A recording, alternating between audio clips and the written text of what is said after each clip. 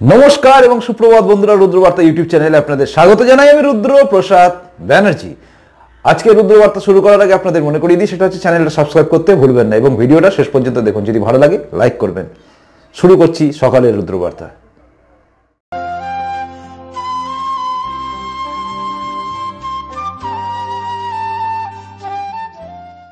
যে খবরটার দিকে আমরা আজকে তাকাবো সেটা হচ্ছে শ্যাম পিত্রদা। শ্যাম পিত্রদা হচ্ছে কংগ্রেসের একজন বরিষ্ঠ নেতা, যিনি এখন বৈদেশিক দপ্তরটা দেখছেন, মানে কংগ্রেসের যে বিদেশিক দপ্তর সেখানটা দেখছেন।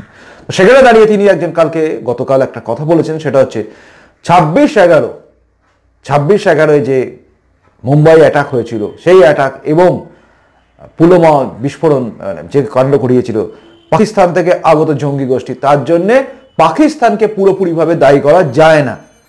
ভালো করে বুঝবেন একবার কথাটা। সেটা হচ্ছে কি বলছেন ইনি? বলছেন 26/11 যে গণহত্যা হয়েছিল, 166 জন মানুষ মারা গেছিল, সাধারণ মানুষ এবং পুলিশ পার্সোনাল সব মিলিয়ে 166 জন মানুষ মারা গেছিল।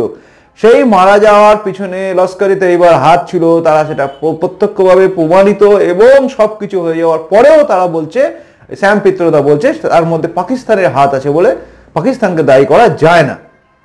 মনে রাখবেন, এরপরেও কিন্তু পুলওয়ামা বিস্ফোরণ কাণ্ড একই কথা বলেছে এবং তার সঙ্গে বলেছে, তিনি বলেছেন বলতে গেলে একটুখানি লজ্জা লাগছে, কিরকম ঘেন্না লাগছে, তবুও সম্মানার্থে বলছি, বলেছেন যে বালাকোটে যে অ্যাটাক হয়েছে তার জানার অধিকার আমাদের কর্তব্য, ডিউটি। ভাবতে পারছেন এই কথাটা কেন বলছে?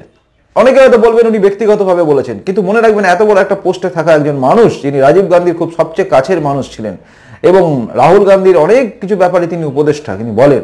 তো সেক্ষেত্রে দাঁড়িয়ে শ্যাম পিত্রদা যখন বলছে, তখন কিন্তু কংগ্রেস বলছে না, এটা যদি ভাবেন তাহলে ভাববেন বিরাট বড় ভুল করছেন। এবার চিন্তা করতে হবে যে এতগুলো মানুষ মারা যাওয়া এবং এতগুলো সেনা জওয়ান অর্থাৎ সিআরপিএফ জওয়ান মারা যাওয়া, তারপরেও কিন্তু পাকিস্তানের প্রেমটা কেন এত বেশি রয়েছে কংগ্রেসের মনে? তার কারণ একটাই, কারণ হচ্ছে 26/11 যে ঘটনা হয়েছিল তারপরে কিন্তু কোনো সার্জিক্যাল স্ট্রাইক করার কথা কংগ্রেস সরকার, ততদিন কংগ্রেস সরকার কিন্তু ভাবেনি। তার কারণ একটাই, কারণ সেটা হচ্ছে পাকিস্তান প্রেম। তো পাকিস্তান প্রেম এদের প্রথম থেকেই ছিল, যার জন্য পাকিস্তান প্রেম যদি না থাকতো তাহলে কিন্তু পাকিস্তান সৃষ্টিও হতো না। মনে রাখবেন, যদি ইতিহাসের দিকে আমরা তাকাই তাহলে মনে রাখবেন, ভারতবর্ষ থেকে টুকরো করে পাকিস্তান সৃষ্টি করার পেছনে যাদের হাত ছিল তাদের মধ্যে গান্ধী এবং নেহেরুও ছিল। কাজেই এদের জন্মলগ্ন থেকে এরা পাকিস্তান প্রেমী, পাকিস্তানের জন্য এরা সবকিছু করেছে। পাকিস্তানকে টাকা দেওয়া থেকে শুরু করে পাকিস্তানকে সৃষ্টি হওয়ার পরে পাকিস্তানের হাতে টাকা তুলে দেওয়া সবই করেছে এরা। কাজে এদের পাকিস্তান প্রেম থাকবেই। অর্থাৎ বলে না, জিনগত ব্যাপার থাকে, তো জিনগত ব্যাপার রয়েছে এই কংগ্রেসীদের মধ্যে, গান্ধী পরিবারের মধ্যে এবং গান্ধী পরিবারের যারা পা চাটা বলা যেতে পারে সে সমস্ত লোকেরা, নেতৃত্ব এরা সব কংগ্রেসী লোকেরা যে খারাপ সেটা বলতে পারবো না। তার কারণ হচ্ছে বহু কংগ্রেসী মানুষ আছেন যাদের মধ্যে জাতীয়তাবোধ আছে, যার জন্যই তারা এই মুহূর্তে কংগ্রেস থেকে ছেড়ে বিজেপিতে বা অন্যান্য জায়গায় চলে যাচ্ছেন, কংগ্রেস থেকে তারা বসে যাচ্ছেন। কাজেই 26/11 নিয়ে প্রশ্ন করা, 26/11-তে পাকিস্তানে অ্যাটাক না করে এখন বলা পাকিস্তানকে দোষী করা যায় না, এবার বোঝা যাচ্ছে সেদিন এরা পাকিস্তানকে অ্যাটাক করেনি। তার একটাই কারণ ছিল, তার কারণ হচ্ছে পাকিস্তান প্রেম। কংগ্রেস মানেই পাকিস্তান প্রেম। সামনে ভোটের সামনে দাঁড়িয়ে শ্যাম পিত্রদা যখন এই কথাটা বলেন, বুঝতে পারা যায় পাকিস্তান থেকে হয়তো কংগ্রেসদের জন্য ফান্ডিং ঢুকেছে বা তারা খুশি হবে, তা সত্যিই।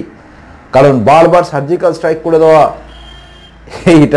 এই সরকার মানে হচ্ছে অন্য টাইপের সরকার। এই সরকার সরে যাওয়াই পাকিস্তানের পক্ষে মঙ্গলজনক এবং পাকিস্তানপন্থী এই কংগ্রেসীদের পক্ষেও মঙ্গলজনক। রুদ্রবার্তায় আজকে সকালের বার্তাটা এইটুকু ছিল। খবর রাখুন সব দিকে, নজর রাখুন সব কিছুতে। নজর যদি না রাখেন, ভুল আপনারা করবেন।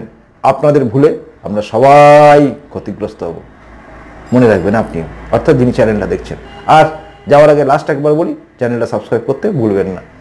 চললাম, নমস্কার, বন্দে মাতারাম, ভারত মাতার জয় হোক, জয় হিন্দ। এখনকার মতো রুদ্রবার্তা শেষ হলো। দেখতে থাকুন রুদ্রবার্তা, চ্যানেলটা সাবস্ক্রাইব করুন। ভিডিওটা ভালো লেগে থাকলে লাইক করবেন অবশ্যই। সবাই ভালো থাকুন, শান্তিতে থাকুন এবং রুদ্রবার্তা রেগুলার দেখুন। ধন্যবাদ।